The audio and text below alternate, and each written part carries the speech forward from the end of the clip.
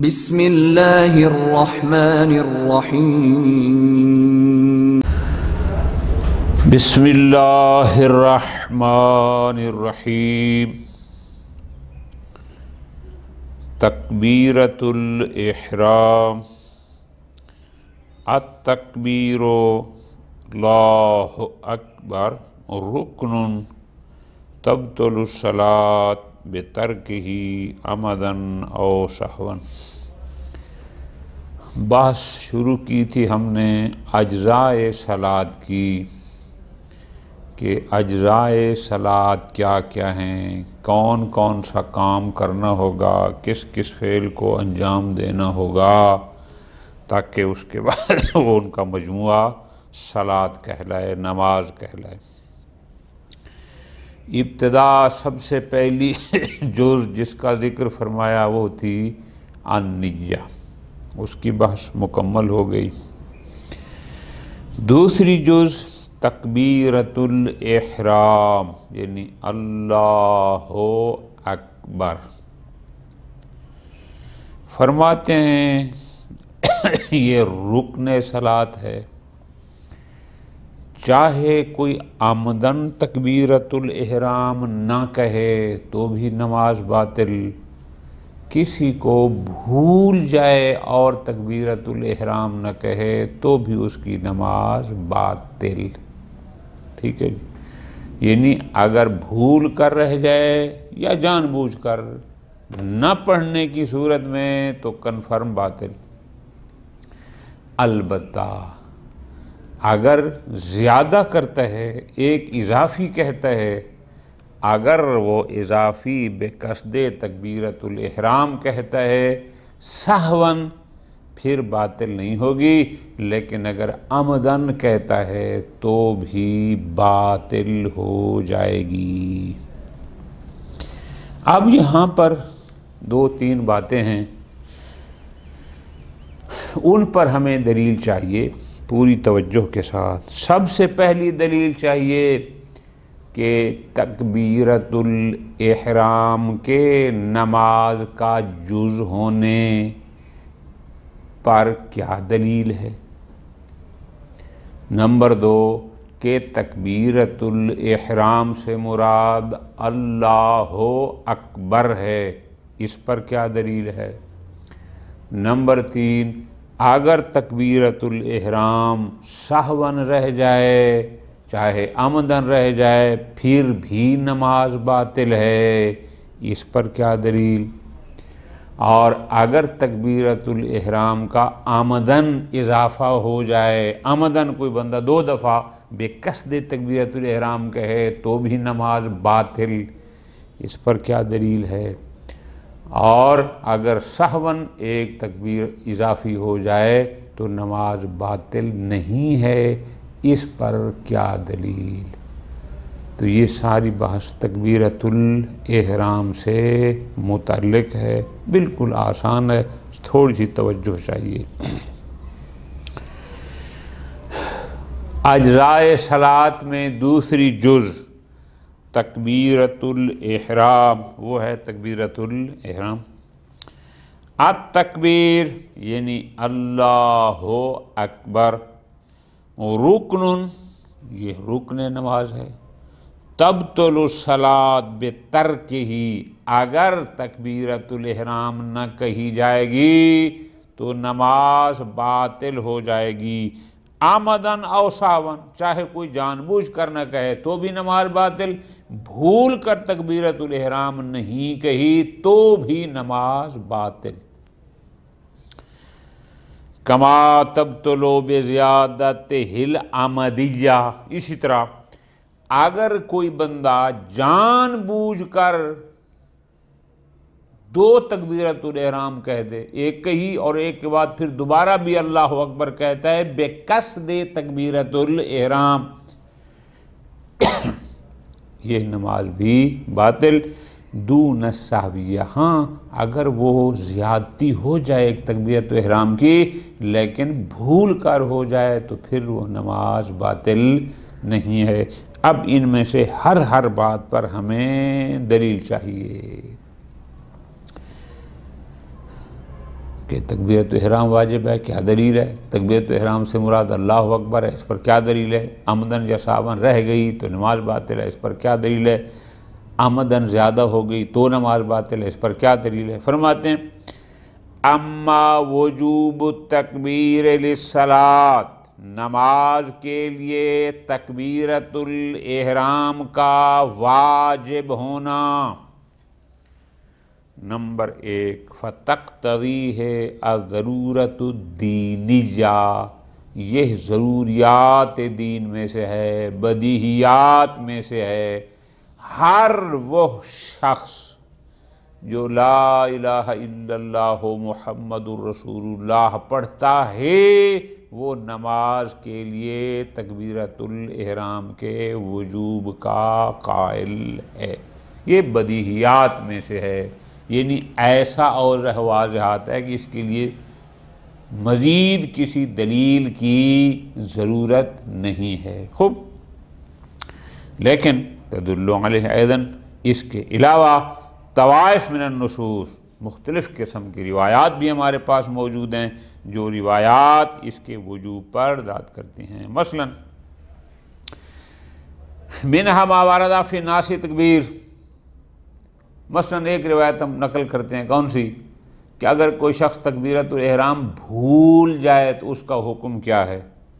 کا صحیحۃ زرارہ، روایت صحیح ہے جناب زرارہ کی، کہتے ہیں سالت ابا جعفر علیہ السلام عن الرجل، میں نے امام محمد باقر علیہ السلام سے اس شخص کے بارے میں سوال کیا، ینسا تکبیرۃ الافتتاح، جو تکبیرۃ الاحرام، اسی کو تکبیرۃ الافتتاح کہتے ہیں، یعنی پہلا اللہ اکبر کی جس سے نماز کا آغاز ہوتا ہے، جو شخص بھول گیا اس کے بارے میں سوال کیا، قال، روایت کے مطابق امام علیہ السلام نے فرمایا یعیدو، یہ بندہ اعادہ، یعنی نماز کو دوبارہ پڑھے۔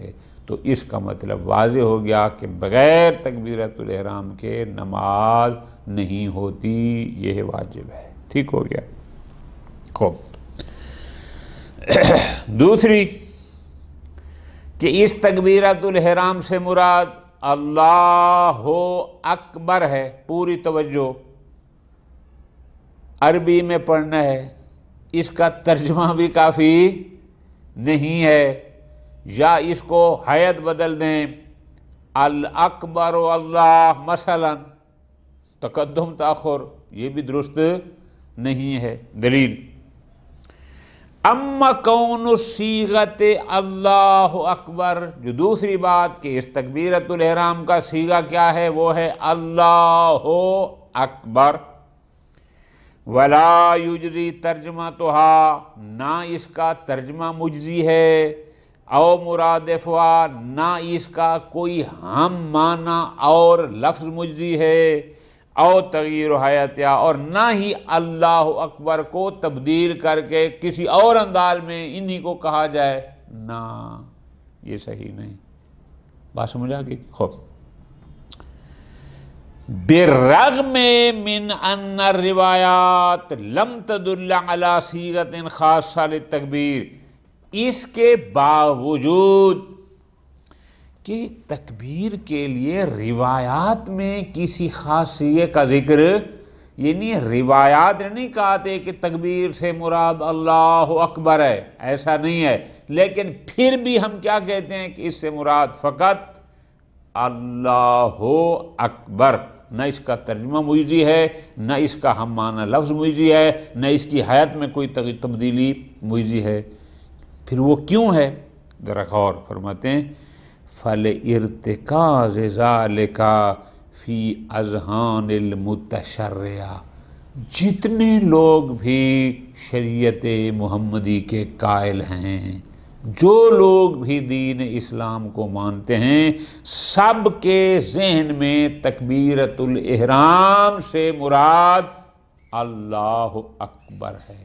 تو اب یہاں سوال بنتا ہے، روایات میں تو یہ ہے نہیں کہ تکبیرہ سے مراد اللہ اکبر ہے، تو پھر ہر مسلمان کے ذہن میں یہ بات کیسے آ گئی کہ جب بھی بات ہو تکبیرۃ الاحرام کی تو ہر کلمہ کو کہتا ہے مطلب اللہ اکبر؟ یہ کہاں سے آیا؟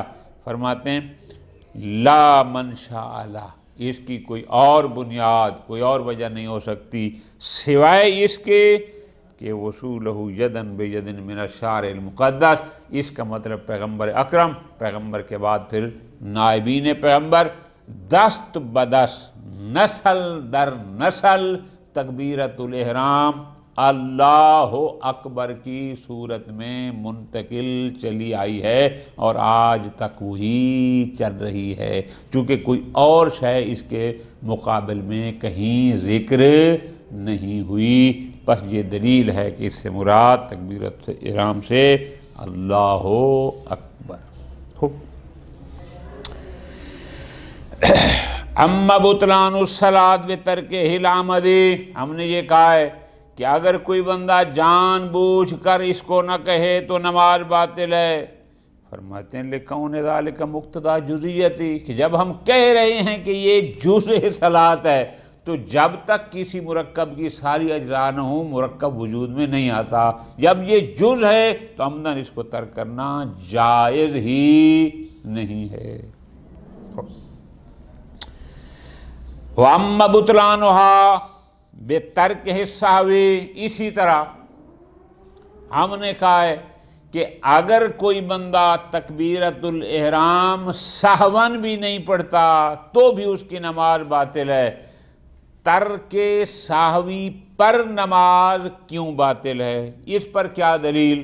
جواب فَلِكَوْنِهِ مُقْتَضَى الْقَاعِدَہ، فرماتے ہیں یہ اصولی سی بات ہے کہ جب کوئی مرکب فرض کرو 4 اجزاء سے 6 اجزاء سے مل کر وجود میں آتا ہے تو جب تک ساری اجزاء نہیں ہوں گی اس مرکب کو وجود نہیں ملتا۔ تو جب ہم کہہ رہے ہیں کہ تکبیرۃ الاحرام جزء صلاۃ ہے تو جب تک صلاۃ کی ساری اجزاء نہیں ہوں گی وہ صلاۃ نہ ہوگی۔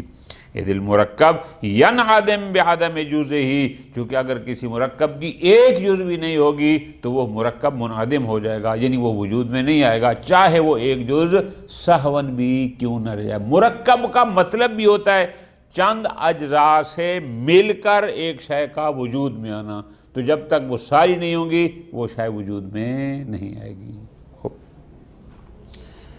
ایک یہ تو ہو گئی ایک دلیل عقلی۔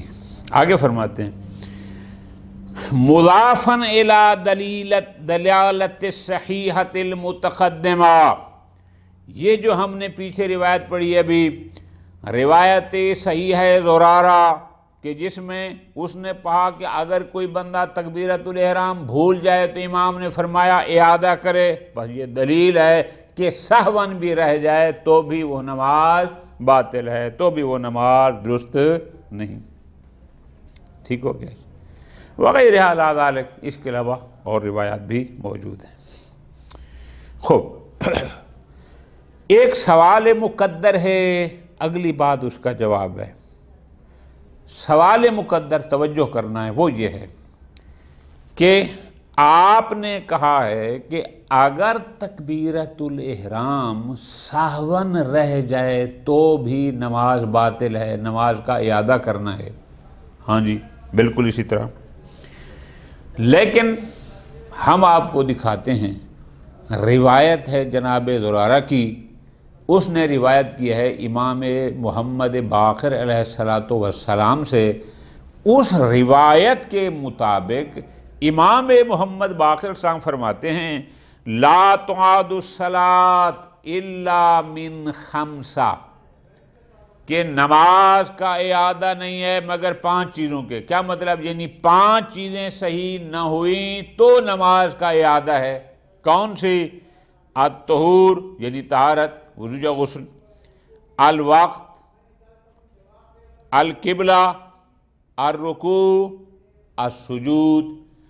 امام نے 5 چیزیں ذکر فرمائی ہیں کہ ان کی غلطی کی صورت میں اعادہ ہے، کیونکہ پہلا جملہ آ گیا نا لا تعاد، اب یہ عام ہے، مطلق ہے، یعنی کوئی شے بھی رہ جائے نماز کا اعادہ نہیں، الا من خمسہ، مگر ان 5 چیزوں میں. اب ان 5 چیزوں میں تکبیرۃ الاحرام کا تو کوئی ذکر ہی نہیں، اور آپ کہتے ہیں کہ اگر تکبیرۃ الاحرام سہون رہ گئی تو بھی نماز باطل ہوگی، نماز کا اعادہ ہوگا. یہ سوال مقدر ہے. جواب فرماتے ہیں وَلَا يُمْكِنُ التَّمَسُّكُ بِإِطْلَاقِ الْمُسْتَثْنَى مِنْ فِي حدیث لا تعاد. کوئی بندہ کہے کہ جناب حدیث لا تعاد میں مستثنیٰ کیا تھا کہ لا تعاد الصلاۃ. اب یہاں اطلاق ہے، کسی صورت میں نماز کا اعادہ نہیں ہے الا من 5، 5 مستثنیٰ ہیں. خوب، اب فرماتے ہیں اس حدیث لا تعاد سے تمسک نہیں کیا جا سکتا لنفی البطلان. ہم نے جو کہا ہے کہ اگر سہون بھی تکبیرۃ احرام جائے تو نماز باطل ہے، کوئی بندہ اس بطلان کی نفی میں یہ حدیث لا تعاد پیش کرے نہ، اس سے تمسک نہیں کرتا. کیوں؟ خوب، ناظراً الی من دخل فی الصلاۃ. فرماتے ہیں اس لیے پوری توجہ، حدیث لا تعاد اس بندے کے لیے ہے جو نماز میں داخل ہو چکا ہے، نماز شروع کر چکا ہے، تو اس کے بعد ہے کہ اس پر اعادہ نہیں ہے مگر یہ کہ یہ 5 چیزیں اگر ان میں غلطی ہو تو. جو بندہ تکبیرۃ الاحرام نہیں کہتا وہ سرے سے ابھی تک نماز میں داخل ہی نہیں ہوا. دوبارہ جواب سنیں، یعنی حدیث لا تعاد اس شخص کے بارے میں ہے من دخل فی الصلاۃ، جو نماز میں داخل ہو چکا ہے، یعنی نماز پڑھ رہا ہے، اس کے لیے ہے کہ لا تعاد الا من 5. وَالتَّارِكُ لِلتَّكْبِيرِ، لیکن جس بندے نے تکبیرۃ الاحرام ہی نہیں کہی وَلَوْ سَهْوًا لا يكون داخلا فی الصلاۃ، وہ سرے سے ابھی تک نماز میں داخل ہی نہیں ہوا. تو پس حدیث لا تعاد اس کے لیے ہے جو نماز شروع کر چکا ہو، اور جو تکبیرۃ الاحرام نہیں کہتا اس کی ابھی تک نماز کا آغاز ہی نہیں ہوا. تو اس لیے ہم کہہ رہے ہیں کہ حدیث لا تعاد سے آپ بطلان کی نفی نہیں کر سکتے. ٹھیک ہو گیا. خوب، اگلی بات وَأَمَّا الْبُطْلَانُ بِزِيَادَةِ الْعَمَدِيَّةِ. ہم نے یہ بھی کہا ہے کہ اگر کوئی بندہ آمدن تکبیرۃ الاحرام کا اضافہ کر دے، یعنی ایک دفعہ کہا اللہ اکبر، اب دوبارہ بھی بے قصد تکبیرۃ الاحرام پھر اللہ اکبر کہتا ہے، یعنی تکبیرۃ الاحرام کا اضافہ کرتا ہے، آمدن کرتا ہے، ہم نے کہا اس سے نماز باطل ہے. کیوں؟ ہمارے پاس دلیل ہے. دلیل کیا ہے؟ فَلِعُمُومٍ فِي صحیحۃ ابی بصیر، روایت صحیح ہے ابو بصیر، اس کا عموم ہمارے محل بحث کو شامل ہے. روایت کیا ہے؟ ابو بصیر کہتے ہیں قال ابو عبداللہ علیہ السلام، امام جعفر صادق علیہ السلام نے فرمایا من زاد فی صلاتہ فعلیہ الاعادہ، جو بھی نماز میں اضافہ کرے گا اس پر اس نماز کا اعادہ ہے. اب یہ نہیں فرمایا کس چیز کا، تو کم از کم یہ تو طے ہے کہ جو آمدن اضافہ کرے فعلیہ الاعادہ، تو یہ بندہ بھی اگر تکبیرۃ الاحرام کو آمدن اضافہ کر رہا ہے تو یہ حدیث، اس حدیث کا عموم صحیحہ کا اس کو بھی شامل ہے. اگلی بات جو ہم نے کی وہ یہ تھی اما عدم البطلان بزیادت السہویہ، اگر تکبیرۃ الاحرام کی زیادتی ہو جائے لیکن سہون ہو تو پھر اعادہ نہیں ہے، نماز باطل نہیں ہے، وہ نماز صحیح ہے۔ اس پر کیا دلیل ہوگی؟ فرماتے ہیں دلیل موجود ہے۔ کون سی؟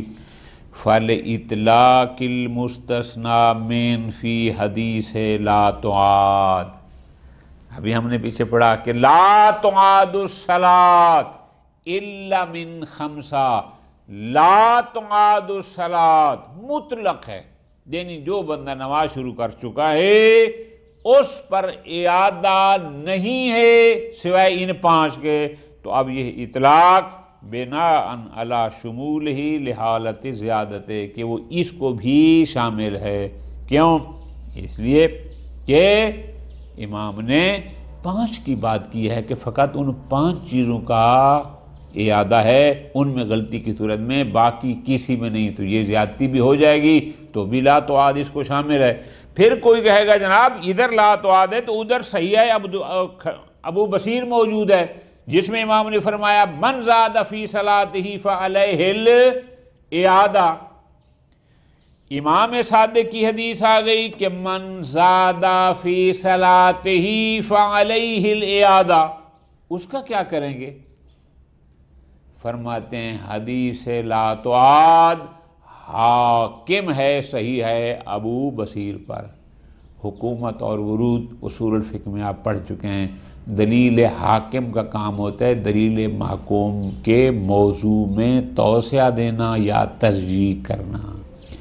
اب دلیل محکوم وہاں کیا ہے؟ من زاد فی صلاتہ، جو بھی نماز میں اضافہ کرے اس پر اعادہ ہے، لیکن لا تعاد نے اس کے دائرے کو تھوڑا سا تنگ کر دیا۔ ٹھیک ہے جی، یہ ہو گئی اس پر حاکم۔ خوب،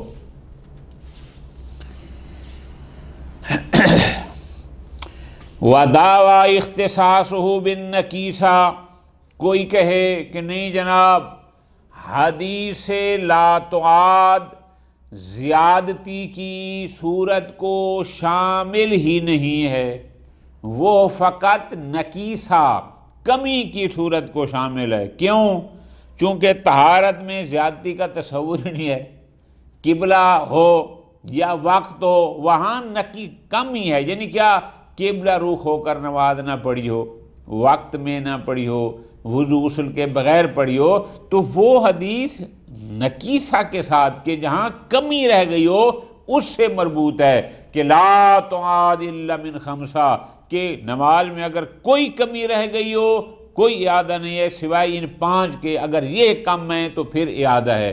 تو وہ حدیث تو کم ہونے کے صورت کے ساتھ مختص ہے، جبکہ ہمارا موضوع بحث تو ہے زیادتی، اور وہ بھی زیادتی ہے۔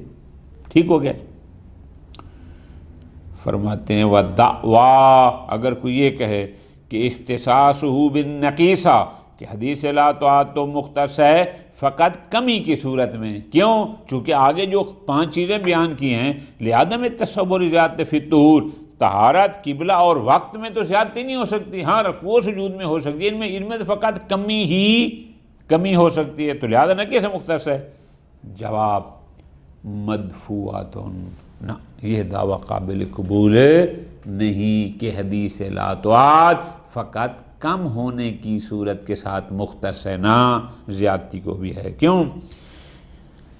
بِأَنَّ ذَلِكَ، کہ ٹھیک ہے اگر طہارت، قبلہ اور وقت میں زیادہ ہونے کا تصور نہیں ہے، یہاں فقط نکیس ہے، کیا کہ قبلہ رخ نہیں پڑی ہوگی یا وقت میں نہیں پڑی ہوگی یا وضو غسل کے بغیر پڑی ہوگی، وہاں فقط نکیسہ کا تصور ہے، تو ان 3 میں اگر زیادتی کا تصور نہیں ہے اور فقط کمی کا تصور ہے، لا یمنع من عمومہ فی الباقی، تو یہ معنی تو نہیں بنتا کہ باقی ان 3 سے ہٹ کر جن میں زیادتی کا تصور ہے یہ وہاں پر بھی زیادتی کے لیے معنی بن جائے نہ، فقط ان 3 میں تو ٹھیک ہے زیادتی کا تصور یہ نکیس ہے، لیکن باقی سب میں رکوع میں زیادتی ہو سکتی ہے،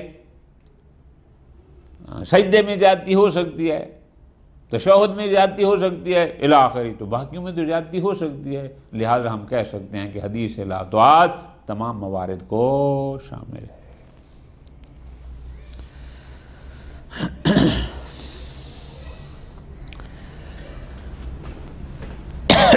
اجزائے صلاۃ میں دوسری چیز جو جزء صلاۃ ہے وہ ہے قیام۔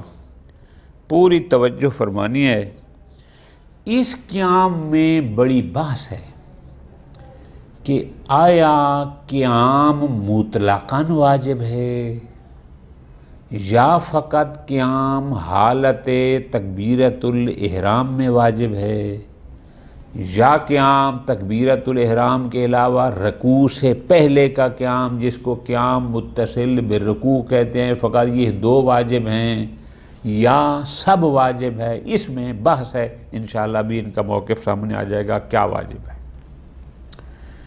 دوسرا ہم نے کہا کہ اگر کوئی بندہ پوری نماز قیام کے ساتھ نہیں پڑھ سکتا تو جتنی قیام کے ساتھ پڑھ سکتا ہے اتنی پڑھ لے۔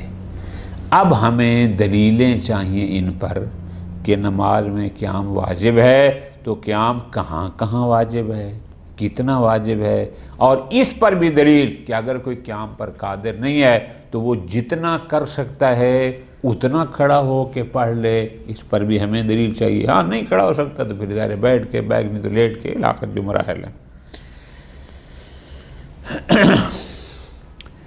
القیام اجزائے صلاۃ میں تیسری جز جس کا ذکر ہے وہ ہے قیام۔ المعروف بین جمع من المتاخرین رکنیت القیام۔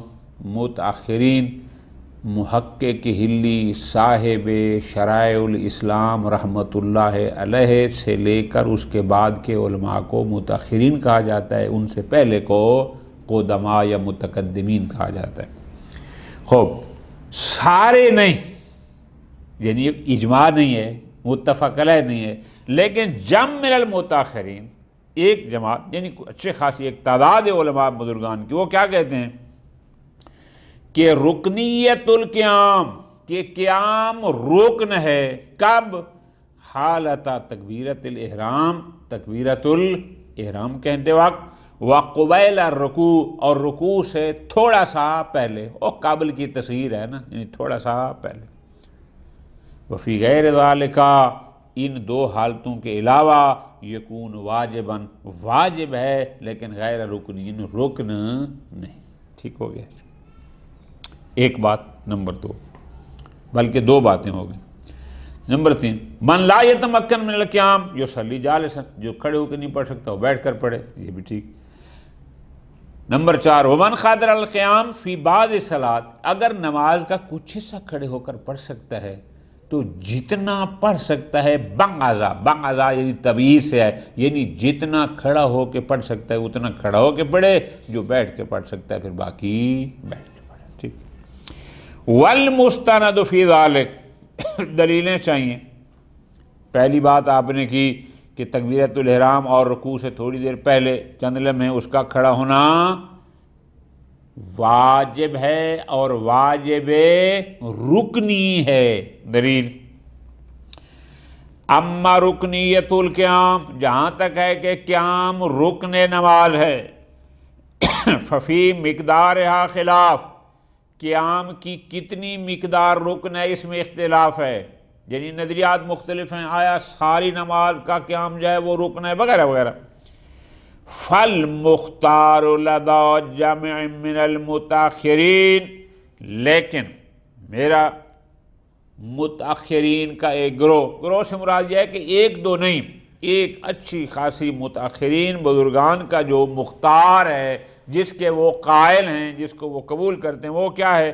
رکنیتہ فی الحالتین المتقدمتین، کہ وہ کہتے ہیں تکبیرۃ القیام کی، تکبیرۃ الاحرام کی حالت میں اور رکوع سے چند لمحے پہلے، یہ جو دو حالتیں ہیں ان میں قیام رکن ہے، اور بس باقی نماز میں واجب ہے لیکن رکن نہیں۔ اچھا،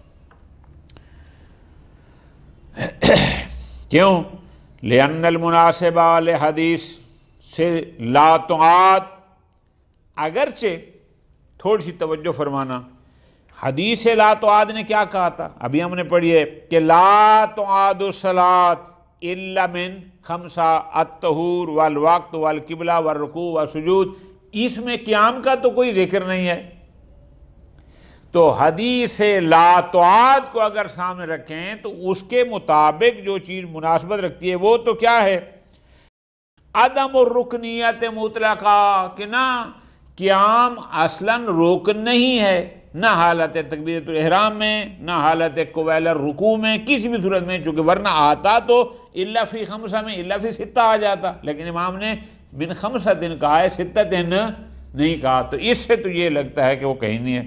خوب، لہذا میں کون ہی احد الخمسۃ المستثنیٰ، اس لیے کہ امام نے جن 5 چیزوں کا استثناء کیا ہے کہ ان میں کوئی کمی کوتاہی ہوگی تو اعادہ ہوگا، اس میں قیام کا ذکر نہیں۔ خوب، تو پس اگر اس میں نہیں اور حدیث لا تعاد کے مطابق تو پھر قیام رہ بھی جائے تو اعادہ نہیں ہے، ٹھیک ہو گیا جی۔ لیکن الا ان رکنیتہ حالت التکبیر، اب وہ سوال ہے نا کہ اگر نہیں ہے تو پھر آپ کس بنیاد پر کہتے ہیں کہ تکبیرۃ الاحرام کی حالت میں قیام رکن ہے؟ یہ رکنیت کہاں سے آئی؟ فرماتے ہیں قد ثابتت بموثقۃ عمار، ہمارے پاس روایت موجود ہے عمار کی کہ امام نے فرمایا ان واجبت علیہ الصلاۃ من قیام، کہ اگر کسی بندے پر نماز حالت قیام میں واجب تھی، یعنی ماشاءاللہ کوئی بیماری نہیں تھی، کوئی مجبوری نہیں تھی، بیٹھنے کا حکم نہیں تھا، اس پر واجب تھا کہ کھڑے ہو کے نماز پڑھے، فنسیا، اور وہ بھول گیا، حتی افتتح الصلاۃ، حتیٰ کہ اس نے نماز شروع کر دی، وَهُوَ قَائِدٌ، در حالانکہ وہ بیٹھا تھا، امام نے فرمایا فَعَلَيْهِ أَن يَقْطَعَ صَلَاتَهُ، اس پر لازم ہے کہ اپنی نماز کو توڑ دے، وہ قیام بھول گیا تھا۔ اور امام فرماتے ہیں کہ فَعَلَيْهِ أَن يَقْطَعَ، یہ دلیل ہے کہ قیام رکن ہے، ورنہ اگر رکن نہ ہوتا تو پھر بھولنے کی صورت میں قطع صلاۃ کا حکم نہ ہوتا۔ خوب، یہ تو ہو گیا یہ۔ وَرُكْنِيَّتُهُ قُبَيْلَ الرُّكُوعِ، وہ جو دوسرا ہم نے کہا کہ رکوع سے کچھ لمحے تھوڑی دیر پہلے، جس کو ہم قیام متصل برکوع کہتے ہیں، کہ وہاں بھی کھڑا ہونا یہ رکن ہے۔ خوب، قد صدقت، یہ رکنیت کہاں سے آئی کہ رکوع سے تھوڑی دیر پہلے، کچھ لمحہ پہلے کھڑا ہو، یہ رکن ہے۔ فرماتے ہیں لتقوم مفہوم الرکوع بالقیام القبلی، پوری توجہ آگا اس پر لطف لینا ہے۔ کیوں؟ حکم ہے نماز میں قرات کے بعد رکوع کرنا ہے۔ اب سوال ہے کہ رکوع کسے کہتے ہیں؟ جواب ہوگا رکوع جھکنا، ایک خاص طریقے پر جھکنا۔ تو جھکتا وہ ہے جو کھڑا ہو، جو جھکا ہوا ہے اس نے تو نہیں جھکنا نا۔ تو جب رکوع صادق آتا ہے جھکنے پر، اور اردو میں جب ہم کہتے ہیں جھکنا یعنی قیام سے کھڑا ہوا بندہ جھک گیا، ٹھیک ہے جی۔ اور اگر وہ کھڑا ہی نہیں ہے تو جھکے گا کیسے؟ یعنی مفہوم رکوع تب صادق آئے گا کہ انسان قیام سے جھکے، اگر وہ قیام سے نہیں جھکے گا تو مفہوم رکوع صادق ہی نہیں آتا۔ فرماتے ہیں وَرُكْنِيَّتُهُ، یعنی رکنیت القیام قبیل الرکوع، رکوع سے چند لمحے تھوڑی دیر پہلے، جب ہم کہتے ہیں کہ قیام سے رکوع میں آئے، قد ثابتت، وہ رکنیت کہاں ثابت ہوئی؟ لتقوم مفہوم الرکوع، چونکہ مفہوم رکوع تب متقوم ہوگا بالقیام القبلی، کہ اس سے پہلے وہ قائم ہوگا، تو قیام نہ ہوگا تو مفہوم رکوع صادق نہیں آتا۔ کیوں؟ رکوع کیا ہے؟ حیث انہ، چونکہ رکوع کیا ہے؟ رکوع عبارت ہے عن الانحناء الخاص عن قیام، قیام سے ایک خاص طریقے پر جھکنا. ہم کیا رکوع کیا ہوتا ہے؟ اتنا جھکے کہ اس کے ہاتھ کے جو انگلیاں ہیں وہ گھٹنوں تک پہنچ جائیں. واجب مقدار اتنی ہے. تو انحناء کہتے ہیں جھکنے کو. ایک خاص قسم کا جھکنا یہ رکوع ہے. تو وہ قیام سے جھکے گا تو رکوع صادق ہے گا، ورنہ وہ رکوع ہی صادق نہیں آتا. والاخلال بہ، اخلال بہ. اور اگر وہ قیام سے نہیں جھکتا تو اس کا مطلب اس نے اخلال بھی رکوع کیا ہے، پھر اس نے رکوع کیا ہی نہیں ہے. اور اگر رکوع نہیں کیا تو پھر نماز نہیں ہے، وہ تو پیچھے آ بھی گیا، لا تو آدمی ہو. دوسری بات، اما الانتقال الی الجلوس عند عدم القدرۃ القیام. ہم نے یہ کہا ہے کہ اگر کوئی بندہ نماز میں قیام پر قادر نہیں ہے، کھڑے ہو کے نماز نہیں پڑھ سکتا، تو وہ بیٹھ کر نماز پڑھے. دلیل فرماتے ہیں ینبغی ان یکون واضحا بعد عدم سقوط الصلاۃ بحال. کیونکہ جب ایک بات طے ہو گئی کہ کسی بھی مکلف پر کسی بھی صورت میں نماز ساقط نہیں ہے، بشرطے کہ مکلف ہو. مکلف یعنی وہ بالغ ہو، عاقل ہو، فلان ہو جو باتیں ہیں، ٹھیک ہے جی. تو جس پر نماز واجب ہے کسی بھی صورت میں ساقط نہیں ہے. تو جو بندہ کھڑے ہو کر نہیں پڑھ سکتا، نماز ساقط نہیں ہے، وہ بیٹھ کر پڑھے. بیٹھ کر نہیں کھڑے ہو سکتا، وہ لیٹ کر پڑھے، اشاروں سے پڑھے، جو بھی کر سکتا ہے، دل میں پڑھے. نماز کے معاف ہونا، نماز کا ساقط ہونا، اس کا تصور نہیں ہے. جب نہیں ہے تو یہ عقل کہتا ہے پھر جیس حالت میں پڑھ سکتا ہے اسی میں پڑھ. وقد دلت علیہ ایضا، اور پھر اس دلیل عقلی کے علاوہ روایت صحیحہ بھی جمیل کی موجود ہے. کہتے ہیں سألت ابا عبداللہ علیہ السلام، میں نے امام جعفر صادق علیہ السلام سے سوال کیا، کیا ما حد المرض الذی یصلی صاحبہ قاعدا، کہ بیماری کس حد تک ہو کہ اس بیماری والا بندہ بیٹھ کر نماز پڑھ سکتا ہے. فقال، امام نے فرمایا ان الرجل، کہ شخص لیوعک ویحرج، کہ انسان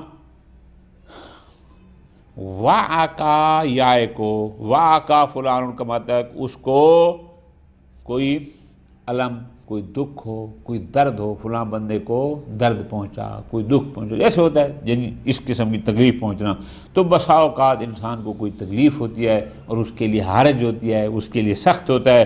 وَلَكِنَّهُ أَعْلَمُ بِنَفْسِهِ، لیکن وہ اپنی حالت کو خود بہتر جانتا ہے. لیکن اذا قوا، لیکن جب وہ بندہ قوی ہو جائے یعنی اس میں طاقت آ جائے، فَلْيَقُمْ، اس کو چاہیے کہ وہ کھڑا ہو کر نماز پڑھے.